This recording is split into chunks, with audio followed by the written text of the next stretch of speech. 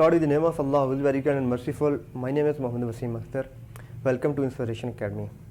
आज जो टॉपिक मैं डिस्कस करने जा रहा हूँ वो है वेक्टर स्पेस।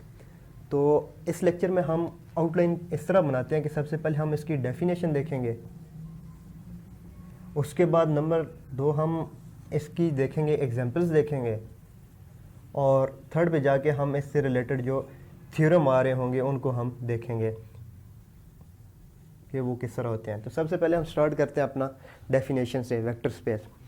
वेक्टर स्पेस की एग्जैक्ट डेफिनेशन से जानने से पहले हमें ज़रूरी होता है 2 कंसेप्ट को अंडरस्टैंड करना। जो फर्स्ट वन है वो है हमारे पास वेक्टर एडिशन।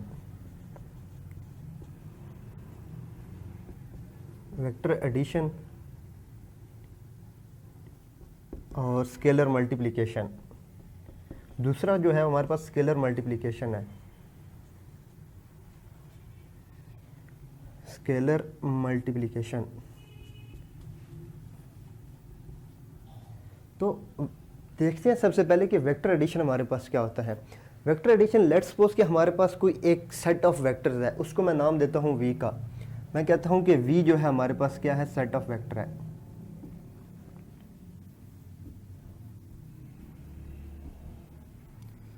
तो वेक्टर एडिशन क्या होगी, जब भी मैं 2 वेक्टर लेता हूँ वी में से, 2 एलिमेंट मैं लेता हूँ, लेट्स से मैं कहता हूँ v and u belongs to v, then इनकी जो वेक्टर एडिशन होगी वो होगी वी प्लस यू। अगर वो भी बिलोंग कर रही है वी के अंदर तो हम कहते हैं जो इसकी वेक्टर एडिशन है वो इसके अंदर क्लोज है, और अंडर द वेक्टर एडिशन ये जो हमारे पास वेक्टर आ रहा है वो क्लोज है। इसको एग्जाम्पल से देखते हैं कि हमारे पास सेट था आर स्क्वायर।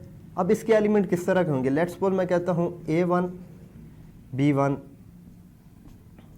इसको मैंने V का नाम दे दिया। दूसरा मैं लेता हूँ U का, इसको मैंने नाम दे दिया A1 A2 B2। तो वेक्टर एडिशन किस तरह होगी हमारे पास, U V plus U is equals to A1 plus A2 और B1 प्लस B2। तो ये हमारे पास सबसे पहले वेक्टर एडिशन को हमने देख लिया कि कंपोनेंट वाइज जो वेक्टर की जिस तरह हम एडिशन करते हैं वो एडिशन हमने इसकी डिफाइन कर दी। दूसरी जो चीज़ है हमारे पास वो है स्केलर मल्टीप्लिकेशन। तो स्केलर मल्टीप्लिकेशन हम देखते हैं किस तरह हमने करनी है। स्केलर मल्टीप्लिकेशन के लिए हमें एक स्केलर रिक्वायर्ड होता है और एक वेक्टर रिक्वायर्ड होता है। जो स्केलर हम ले रहे होंगे, लेट्स सपोज मैं कहता हूँ स्केलर के, ये बिलोंग कर रहा होगा किसी भी फील्ड में से, और वी बिलोंग कर रहा है हमारे पास वेक्टर का जो सेट हमने लिया हुआ है। तो स्केलर मल्टीप्लिकेशन अगर हमारे पास k इंटू वी बिलोंग कर जाए v के अंदर, तो हम कहते हैं जो सेट हमने v लिया हुआ है वो क्लोज है अंडर स्केलर मल्टीप्लिकेशन। यानी एक मैंने स्केलर लिया, एक वेक्टर लिया, उनको मल्टीप्लाई किया, जो उनका रिजल्ट आया एट द एंड वो भी उस वेक्टर वाले सेट में ही बिलोंग कर रहा है, तो वो हमारे पास स्केलर मल्टीप्लिकेशन के अंदर क्लोज है। और यहाँ पे हमने देखा कि वेक्टर एडिशन के से हमारे पास जो क्लोज आ रहा था, हमने जो जिस तरह वेक्टर को ऐड करते हैं वो सिंपल। तो जब हम वेक्टर स्पेस को डिफाइन करते हैं तो हमारे पास ये 2 ऑपरेशन जो होते हैं इनका क्लियर मीनिंग और अंडरस्टैंडिंग हमारे पास होना ज़रूरी है। जब भी हम वेक्टर स्पेस बनाते हैं तो हमारे पास हम वेक्टर ले रहे होते हैं, उसके साथ स्केलर ले रहे होते हैं, और उनके ऊपर वेक्टर एडिशन हम डिफाइन करते हैं, और उसके साथ हम स्केलर मल्टीप्लिकेशन भी डिफाइन करते हैं। ये तो यूजुअल वेक्टर एडिशन और स्केलर मल्टीप्लिकेशन है। इसको हम खुद से भी डिफ़ाइन कर सकते हैं मुख्तलिफ़ तरीक़ों से, वो हम आगे चलते हैं तो आपको नज़र आएगा कि हम कहाँ पे कैसे डिफ़ाइन करते हैं और उससे क्या फ़र्क पड़ता है। तो हम स्टार्ट करते हैं वेक्टर स्पेस की डेफिनेशन से।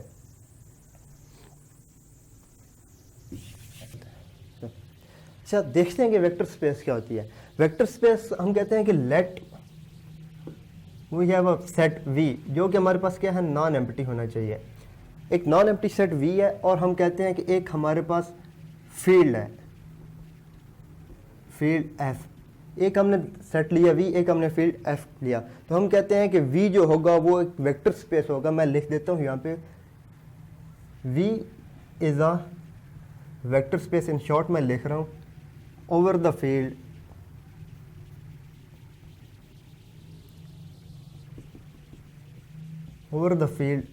F under addition and scalar multiplication, जो पहले हमने एक्सप्लेन कर दिया है। Under addition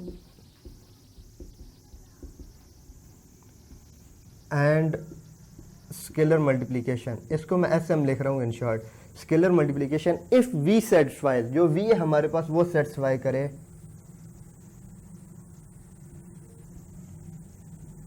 if it's satisfying following properties.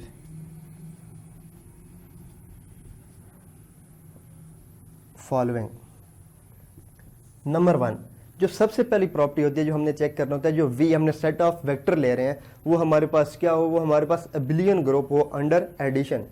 तो ये बनता है v is an abelian group, इसको मैं ए जी लिख रहा हूं, abelian group under addition. Under addition ये हमारे पास अबिलियन ग्रुप होना चाहिए, जो सबसे पहली प्रॉपर्टी है इसकी वेक्टर स्पेस की। ठीक, वो आपको सारी प्रॉपर्टीज पता है कि वो हमारे पास अंडर एडिशन क्लोज भी होगा, एसोसिएटिव प्रॉपर्टी भी होल्ड करती है, उसके साथ एडिशन के लिहाज से उसका इन्वर्स भी एग्जिस्ट करता है, और एडिटिव आइडेंटिटी यानी जीरो भी उसके अंदर होता है। उसके बाद वो कम्यूटेटिव जो है वो जो हम पहले सारा डिस्कस कर चुके हैं, वो अंडर एडिशन हमारे पास अबिलियन ग्रुप हो। नंबर 2 पे अब यहाँ पे आएगा रोल जो आएगा वो स्केलर, यानी फील्ड में से हम एलिमेंट लेते हैं तो हम वहाँ से देखेंगे। हम कहते हैं कि let alpha belongs to f. F क्या हमारे पास एक फील्ड है, and u and v belongs to v. Then क्या होना चाहिए, this implies that alpha into u plus v किसकी इक्वल आना चाहिए, alpha into u plus alpha into v. यानी हमने एक स्केलर लिया, 2 वेक्टर लिए, उनको ऐड किया, उनके ऊपर स्केलर मल्टीप्लिकेशन अप्लाई की, तो वो इस तरह से हमारे पास ये प्रॉपर्टी एग्जिस्ट करनी चाहिए। थर्ड पे हमारे पास आता है कि अगर हमारे पास 2 स्केलर आ जाए, हम कहते हैं कि alpha and beta belongs to f, and जो हमारे पास आ रहा है वी बिलोंग्स टू वी, तो ये हमें क्या इम्प्लाई करे कि हमारे पास alpha plus beta into v किसकी इक्वल आना चाहिए, alpha into v plus beta into v. ये प्रॉपर्टी है। फोर्थ पे जाके हमारे पास प्रॉपर्टी है कि हमारे पास अल्फा एंड बीटा ये हमने फील्ड के एलिमेंट लिए, एंड वी मैंने लिया वेक्टर में से, तो हमारे पास अल्फा बीटा इंटू वी, यानी कि बीटा के साथ स्केलर प्रोडक्ट आ रहा था इसका वेक्टर का, ये किसकी इक्वल आ जाए, अगर ये आ जाए alpha into beta into v, ये प्रॉपर्टी भी इसके अंदर एग्जिस्ट करनी चाहिए। और जो लास्ट वन है, जो वैसे देखने में तो बिल्कुल सिंपल सी है लेकिन बहुत इंपॉर्टेंट है, कि हमारे पास जो वी है, मैं कहता हूँ कि 1, इसको मैं नीचे एफ लिख रहा हूँ, बिलोंग्स टू एफ। ये आपके यहाँ मल्टीप्लिकेटिव आइडेंटिटी है इस फील्ड के अंदर, एंड वी बिलोंग कर है वी में से, और जब मैं इसको मल्टीप्लाई करता हूँ 1 एफ मैं इसको लिख रहा हूँ इनटू वी, तो ये किसके आने इक्वल आने चाहिए, वी के अंदर। अगर ये सारी प्रॉपर्टी सेटिस्फाई हो जाए तो जो सेट हमारे पास वी होगा उसको हम कहेंगे v is a vector space over the field f. मैं इनको एक दफ़ा फिर रिपीट करता हूँ कि हमारे पास वेक्टर स्पेस को डिफाइन करने के लिए एक वेक्टर होना चाहिए, उसके साथ एक फील्ड होनी चाहिए, और उनके ऊपर स्केलर मल्टीप्लिकेशन और वेक्टर एडिशन हमारे पास डिफाइन हो, वो डिफाइन हो। देन जो वी हमारे पास जो सबसे पहली प्रॉपर्टी है वो हमारे पास अंडर एडिशन अबिलियन ग्रुप होना चाहिए। नंबर 2 पे अगर हमारे पास एक स्केलर है, 2 वेक्टर हैं, तो हमने इस तरह उनकी मल्टीप्लिकेशन डिफाइन की तो वो भी उसके अंदर क्लोज होनी चाहिए। देन 2 स्केलर लेते हैं, एक वेक्टर लिया, उनकी ये जो हमने प्रॉपर्टी देखी यानी डिस्ट्रीब्यूट हो जाए ओवर द वेक्टर, ये अगर प्रॉपर्टी सेटिस्फाई करे, उसके साथ ये प्रॉपर्टी 2 स्केलर हैं उनको मल्टीप्लाई करें एक वेक्टर के साथ, तो उसके अंदर ये वाली प्रॉपर्टी सेटिस्फाई करनी चाहिए। एंड लास्ट वन कि हमारे पास अगर हम एडिटिव आइडेंटिटी ले लें फील्ड की, उसको हम मल्टीप्लाई करें किसी वेक्टर से, तो आंसर वही वेक्टर आ जाए, तो ये कंबाइन सारी प्रॉपर्टी सेटिस्फाई करेगा, तो वी को हम कहेंगे this is a vector field over the this is a vector space over the field F. तो इसको हम एग्जांपल से देखते हैं और इससे आगे हम इसके थ्योरम्स भी देखते हैं कि थ्योरम किस तरह। इसकी मैं आपको एक एग्जांपल दूंगा, इसके साथ मैं नॉन एग्जांपल 2 मैं एक्सप्लेन करूंगा जिनको मैं प्रूव करूंगा, बाकी जो है वो हम ऐसे जस्ट एज इट इज़ देख लेंगे कि कौन सी वेक्टर स्पेस आती है मुख्तलिफ एग्जाम्पल से। तो पहले हम इसका एक थ्योरम देख लेते हैं, थ्योरम के बाद मैं एग्जाम्पल्स पे आता हूँ।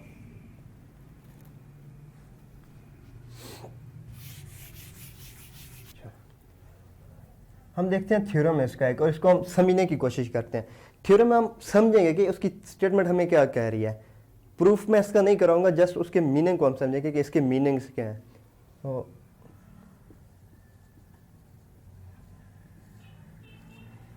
थ्योरम ये कहता है कि let v be a vector space over a field f, then following are true. The following are true. तो सबसे पहला क्या है? सबसे पहला जो है हमारे पास वो कहता है कि if 0 belongs to f and v belongs to v, यानी जो वेक्टर सेट उसमें से बिलोंग कर रहा है, तो ये हमें क्या कहता है? दिस इम्प्लाइज 0 इंटू वी किसके इक्वल आएगा? 0 के इक्वल। यानी कि हमारे पास एक मैंने स्केलर ले लिया 0 और वेक्टर लिया, जब मैं उसको मल्टीप्लाई करूंगा तो मेरे पास जो आंसर है वो 0 आएगा। ये तो बिल्कुल ऑब्वियस है, अंडरस्टूड सी बात है कि जब भी 0 को किसी से मल्टीप्लाई करेंगे तो वो 0 आएगा। नंबर टू पे ये कहता है कि if alpha belongs to f, field का एक एलिमेंट है, एंड 0 बिलोंग्स टू वी। अब हमने 0 वेक्टर ले लिया। 0 वेक्टर किस तरह होता है? लेट्स सपोज मैं कहता हूँ आर क्यूब है कोई, तो इसके अंदर 0 वेक्टर जो होगा वो क्या होगा? 0 0 0। इस तरह आर एन के अंदर ये कोई भी वेक्टर हो, वेक्टर जो हमने फंक्शन लिया होगा, सॉरी वेक्टर्स का सेट लिया होगा, उसके मुताबिक हम देखेंगे कि कौन सा हमारे पास वेक्टर आ रहा है। तो वो 0 वेक्टर हमने ले लिया, तो ये हमें क्या इम्प्लाइज करेगा? This also implies alpha into वो 0 इज इक्वल टू 0 आएगा। ये भी अंडरस्टूड सी बात है। अब मैं अल्फा को इन 0 के साथ मल्टीप्लाई करता हूँ तो 0 इंटू समथिंग वो 0 हो जाता है। तीसरा कहता है if alpha is an element of field and v belongs to f, v belongs to, sorry vector है हमारे पास एक two vector, then alpha into we equals to 0। ये कब 0 होगा? If and only if alpha equals to 0 और v equals to 0। यानी कि जब एक स्केलर और वेक्टर का प्रोडक्ट 0 होगा तो हम देखेंगे या तो हमारे पास अल्फा 0 होगा, वो जो हम ले रहे थे स्केलर वो 0 होगा, या जो हम वेक्टर ले रहे थे वो हमारे पास 0 होगा। ये देखें यहाँ पे हमने पहले दो देखे, यहाँ पे 0 इंटू वी इक्वल्स टू 0 था, या अल्फा को हमने 0 लिया या हमने वेक्टर को 0 लिया। तो इन दोनों को मिला के हमने एक तीसरी प्रॉपर्टी ने यहाँ से अग्स की, वो कहता है कि अगर ये इनका प्रोडक्ट स्केलर प्रोडक्ट जो है वो 0 आ जाए तो लाजमी सी बात है या उसमें से v 0 होगा, वेक्टर जो है वो 0 होगा, या हमारे पास जो हम अल्फा ले रहे हैं, जो हमारे पास स्केलर आ रहा है, वो इन दोनों में से कोई एक चीज़ 0 होगी। तो फोर्थ जो कहता है, इसकी जो फोर्थ नंबर पे जो स्टेटमेंट कहता है इस थ्योरम की, वो कहता है कि if alpha belongs to f, field में से है, और v बिलोंग कर रहा है हमारे पास वेक्टर में से, then alpha into minus v किसके इक्वल आ जाएगा? Minus alpha into v. ठीक, यानी जो माइनस होता है उसको हम स्टार्ट पे लिख सकते हैं। अब इसकी एग्जांपल आप देखें, अगर मेरे पास था माइनस वी आ गया, लेट्स सपोज मैं कहता हूँ मेरे पास एक वेक्टर वी है, इसके मैं एलिमेंट आर क्यूब में से ले रहा हूँ, A B and C, sorry इसको दूसरी इस तरह लिखते हैं, ये ले रहा हूँ। अब ये v किसके इक्वल है? v इक्वल टू मैं कह रहा हूँ कि मेरे पास, इसको मैंने माइनस से मल्टीप्लाई करा दिया, तो ये बनेगा माइनस ए माइनस बी माइनस सी। जब मैं इसे स्केलर मल्टीप्लाई करता हूँ अल्फ़ा इंटू वी, तो वो हो जाएगा अल्फ़ा इंटू माइनस ए, अल्फ़ा इंटू माइनस बी और अल्फ़ा इंटू माइनस सी। तो यहाँ से अंडरस्टूड सी बात है, जो हमारे पास माइनस है वो कॉमन आ सकता है, तो उसको मैं बाहर लिख सकता हूँ। तो alpha a, alpha b, alpha c, ये इस तरह आ जाएगा। और फिर ये हमारे पास, इसको हम लिख सकते हैं माइनस अल्फ़ा, अल्फ़ा को मैं कॉमन ले सकता हूँ, और फिर वही वेक्टर जो वी है वो पूरा वेक्टर आ जाएगा एज इट इज़। तो ये प्रॉपर्टी यहाँ से हम इजीली अंडरस्टूड या इसको समझ सकते हैं कि ये इस तरह थी। तो ये थ्योरम था हमारे पास। अब हम देखते हैं इससे आगे इसकी एग्जांपल्स। इसकी एग्जांपल्स देखते हैं, वहाँ से आपको क्लियर आइडिया हो जाएगा कि हम किसी भी सेट को वेक्टर स्पेस प्रूव करना है तो वो किस तरह प्रूव करते हैं, और ये भी आइडिया हो जाएगा कि स्केलर एडिशन और वेक्टर एडिशन और स्केलर मल्टीप्लिकेशन क्यों इंपॉर्टेंट है, क्योंकि जिस तरह हम वो डिफाइन करेंगे उसके मुताबिक ये हमारे पास स्ट्रक्चर पूरा बनता है। तो हम देखते हैं एक एग्जाम्पल की मदद से।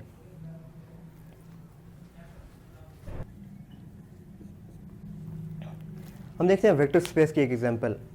वेक्टर स्पेस की लेट्स सपोज मैं कहता हूँ मेरे पास आर स्क्वायर वेक्टर जो मैं ले रहा हूँ उसके अंदर किस तरह ए एंड बी इस तरह के एलिमेंट होंगे, ए बी ऑर्डर पेयर की फॉर्म है क्योंकि आर स्क्वायर मैंने लिया है, सच दैट क्या होता है a and b belongs to r. तो हम कहते हैं r square is a vector space over r. R जो है वो क्या है, वेक्टर स्पेस है ओवर आर, आर यानी कि रियल नंबर पे। तो इसको हम प्रूव करते हैं, किस तरह हमने इस पे वर्क कैसे करना है वो आपको यहाँ से समझ आ जाएगा। इसके बाद हम जितनी एग्जांपल है उनको फॉर्मली देख लेंगे या उनके अंदर जो प्रॉपर्टीज़ में डिफ़िकल्टीज होगी उसको हम देखते हैं प्रूव। सबसे पहले तो हमने इसको एबिलियन ग्रुप प्रूव करना है। तो देखें एबिलियन ग्रुप वैसे जो आर स्क्वायर है इसके ऊपर वेक्टर एडिशन हमारे पास सिंपल डिफाइन होगी, A1 B1 एक वेक्टर मैंने U ले लिया, दूसरा मेरे पास वेक्टर है A2 B2, तो U प्लस V सिंपली हमारे पास आ जाएगा A1 प्लस A2 और B1 प्लस B2। अब देखें A और B जो थे हमारे पास वो हमने रियल नंबर लिए हुए थे, रियल नंबर का सम अगेन रियल नंबर होगा, तो ये क्लोज तो हो गया। सेकंड पे हमारे पास आता है एसोसिएटिव, रियल नंबर एसोसिएटिव होते हैं, लिहाजा ये जो आर स्क्वायर है ये भी हमारे पास एसोसिएटिव प्रॉपर्टी वहाँ से होल्ड हो जाएगी। जो थर्ड होती है एबिलियन ग्रुप की वो होती है हमारे पास इसका एडिटिव इनवर्स। अगर A एंड B बिलोंग कर रहा है आर स्क्वायर से, चूँकि A और B किसके एलिमेंट है हमने ये डिफाइन किया कि A and B belongs to r. जब ये रियल नंबर में से आ रहे हैं तो ज़ाहिर सी बात है इनका नेगेटिव भी आएगा, तो -A और -B ये भी बिलोंग करेगा आर स्क्वायर से। तो एडिटिव इनवर्स की भी जो मसला था वो भी हल हो गया।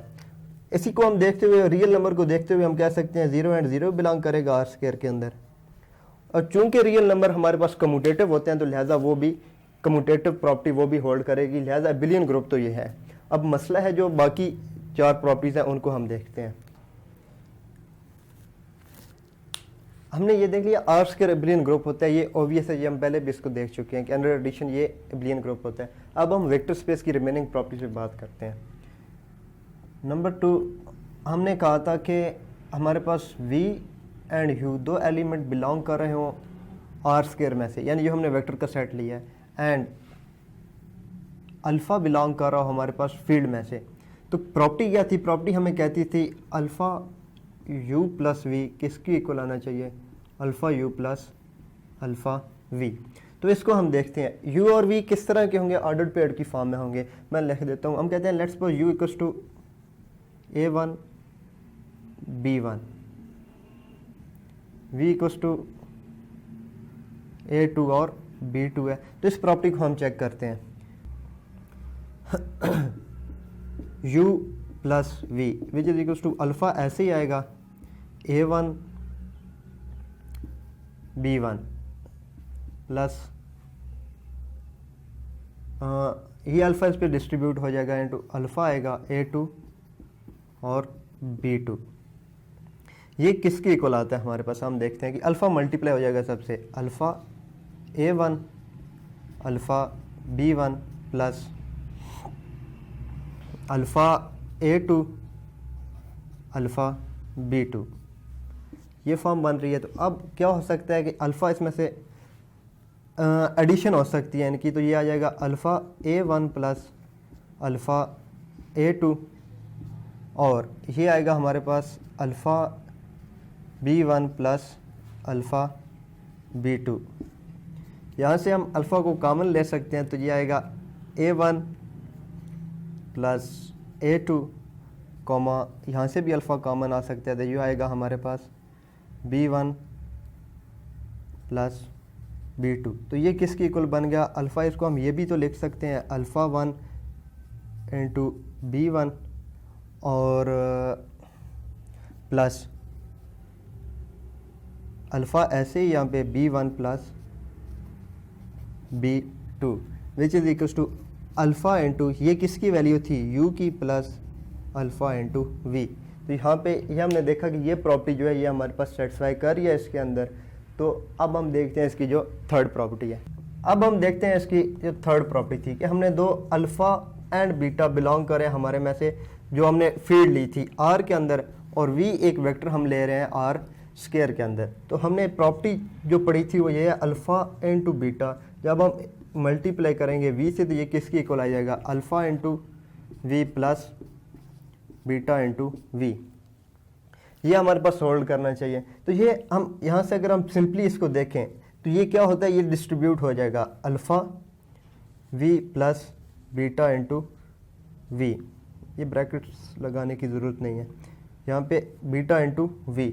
ये सिंपल सी बात है। जब हम इसको प्रूव करेंगे तो हम क्या करते हैं, जिस तरह हमने ये स्टेप किया कि दो u जो हम ले रहे होते हैं ये हम लेंगे a1 और b1, v लेंगे हम a2 और b2। जब हम इसको सेम एज इट इज़ जैसे हमने ये किया हम प्रोसीड करेंगे तो ऑटोमेटिकली हमारे पास ये फॉर्म बन जाएगी। इसको मैं कंप्लीट प्रूफ नहीं कर रहा। अब जो होती है हमारे पास इसकी फोर्थ प्रॉपर्टी वो बड़ी इंटरेस्टिंग है, और इसकी जो लास्ट प्रॉपर्टी है उनको हम देखते हैं डिटेल से कि वो कैसे काम करती हैं। कि फोर्थ प्रॉपर्टी हमारे पास अल्फ़ा बीटा इंटू वी। अब ये तो अंडरस्टूड सी बात है, अल्फ़ा बीटा वो फील्ड का एलिमेंट है और वी वेक्टर का है। ये किसकी इक्वल आना चाहिए, ये हमारे पास आना चाहिए अल्फ़ा बीटा इंटू वी, इसके इक्वल आता है। अब v हमने आर स्क्वायर के एलिमेंट लिए हुए हैं तो a और b के इक्वल होगा। तो यहाँ से हम चेक करते हैं कि अल्फ़ा और बीटा ऐसे ही आ गया, इसके अंदर मैंने b को यहाँ पे रख दिया, सॉरी v को मैंने यहाँ पे पुट किया। तो ये देखिए ये किसके इक्वल आएगा, बीटा जो है ये सब के साथ डिस्ट्रीब्यूट हो जाएगा अल्फ़ा एज इट इज़, और ये जो बीटा है ये बीटा इंटू ए और बीटा इंटू बी हो जाएगा। ये बन जाएगा बीटा इंटू ए और बीटा इंटू ए और बीटा इंटू बी आ जाएगा यहाँ पे। इसको मैं मज़ीद कैसे लिख सकता हूँ, इसको मैं ऐसे भी तो लिख सकता हूँ। अब बीटा में से कॉमन आ सकता है ये अल्फ़ा, और यहाँ पे बीटा आ सकता है, और यहाँ पे क्या बच जाएगा ए बी। तो ये वही हमारे पास चीज़ बन गई अल्फ़ा बीटा इंटू वी। तो ये हमारे पास, इसका मतलब है तीसरी प्रॉपर्टी जो है वो भी हमारे पास होल्ड कर गई। अब लास्ट वन होती है हमारे पास जो इसकी कि आइडेंटिटी लेनी है मैंने फील्ड में से। फील्ड हमने क्या ली हुई थी आर, तो 1 belongs to r and v कोई भी एक मैंने ले लिया वो बिलोंग कर रहा है आर स्क्वायर में से। तो 1 इंटू वी किसकी इक्वल आना चाहिए, मेरे पास वी की इक्वल आना चाहिए। तो देखते हैं, लेट हम कहते हैं कि वी किसकी इक्वल है, ए और बी की इक्वल है। वी क्या हमारे पास एक ए और बी की इक्वल है, इससे हम मल्टीप्लाई करते हैं। 1 इंटू वी किसकी इक्वल आएगा, 1 और वी के एलिमेंट आ जाएंगे यहाँ पे ए और बी। ये किसकी इक्वल आ जाएगा, 1 इंटू ए और 1 इंटू बी। अब 1 इंटू ए 1 इंटू बी, 1 किसी के साथ मल्टीप्लाई हो तो उससे कुछ फ़र्क नहीं पड़ता। तो ये किसकी इक्वल आ जाएगा हमारे पास, ए और बी की इक्वल, जो कि हमारे पास वी है। तो हमने देख लिया कि आर स्क्वायर जब हम आर के ऊपर उसको चेक कर रहे होते हैं अंडर एडिशन और स्केलर मल्टीप्लिकेशन जो आर पे डिफाइन होती है या आर स्क्वायर पे, उसके मुताबिक हमने देखा कि वो वेक्टर स्पेस की सारी प्रॉपर्टीज़ को सेटिस्फाई करता है। तो ये जो आर स्क्वायर होता है ये हमारे पास एक वेक्टर स्पेस बनाता है over the field r, field हम आर ले रहे होते हैं। इसी तरह जब हम आर क्यूब की बात करेंगे, R4 की बात करेंगे, या अप टू सॉन Rn जो होगा वो भी हमारे पास क्या होते हैं, वेक्टर फील्ड्स बनाते हैं। उनको मैं प्रूव नहीं कर रहा, बिल्कुल इसी को फॉलो करते हुए इसी तरह वो भी हमारे पास प्रूफ हो जाती हैं कि वो हमारे पास सारी क्या होती हैं, वेक्टर स्पेस बनती हैं ओवर द फील्ड R। अब हम यहाँ पे प्रूफ तो नहीं करेंगे, लेकिन जो इंपॉर्टेंट कुछ एग्जांपल हैं 3-4 उनको मैं यहाँ पे लिख देता हूँ जो वेक्टर स्पेस बनाती हैं, और एक नॉन एग्जांपल भी मैं आपको समझा देता हूँ कि वो किस तरह बनती है। तो चलें देखते हैं उनको।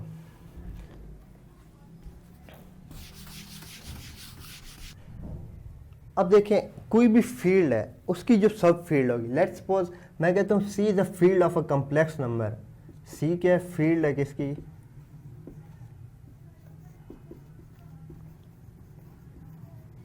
कम्प्लेक्स नंबर की।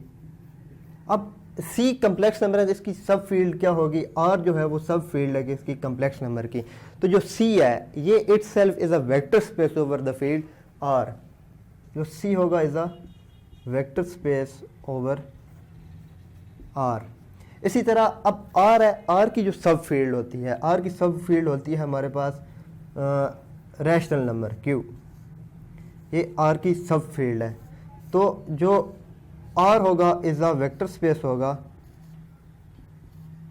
ओवर क्यू, और उसकी जो एडिशन और स्केलर मल्टीप्लिकेशन वो ही रियल नंबर के मुताबिक हम डिफाइन करते हैं। तो यहाँ से हमने क्या देखा कि कोई भी फील्ड है वो अपनी सब फील्ड के ऊपर वेक्टर स्पेस बनाती है। नंबर 3 हमारे पास कहते हैं कि लेट V क्या है हमारे पास, V be the set of all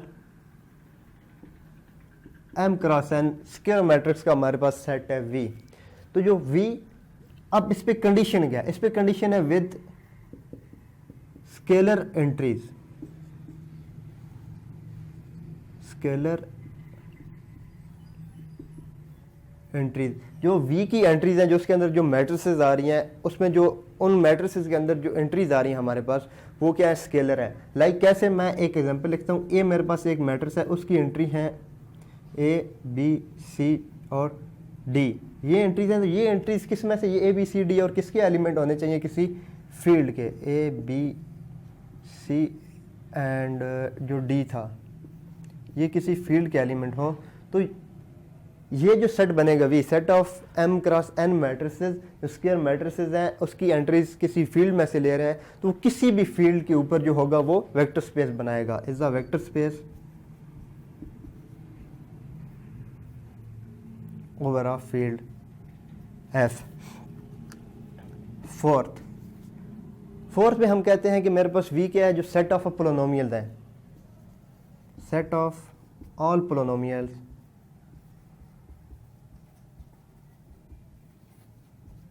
polynomials और वो पोलिनोमियल्स क्या हैं कि जिनके जो हमारे पास कोफिशिएंट है विद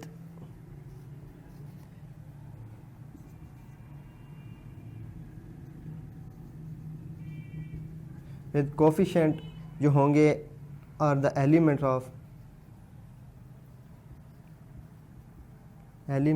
ऑफ अ फील्ड। वो तमाम पोलिनोमियल जिनके कोफिशिएंट किसी फील्ड में से बिलोंग कर रहे होंगे, तो वो जो सेट बनेगा वो भी किसी भी फील्ड के ऊपर जो है वेक्टर स्पेस हमारे पास बना रहा होता है। तो इस तरह और भी बहुत सारी इसकी एग्जांपल्स हैं, आप उनको ट्राई कर सकते हैं और देख सकते हैं जो हमारे पास वेक्टर स्पेस, ये जितनी मैंने एग्जांपल लिखी हैं, ये वेक्टर स्पेस की जो हमने प्रॉपर्टी डिस्कस की हैं, उन सब प्रॉपर्टीज़ को ये सेटिस्फाई कर रहे होते हैं। अब हम एक नॉन एग्जांपल उसकी देखते हैं और उसके बाद हम अपना ये जो लेक्चर है इसको हम सम अप करेंगे।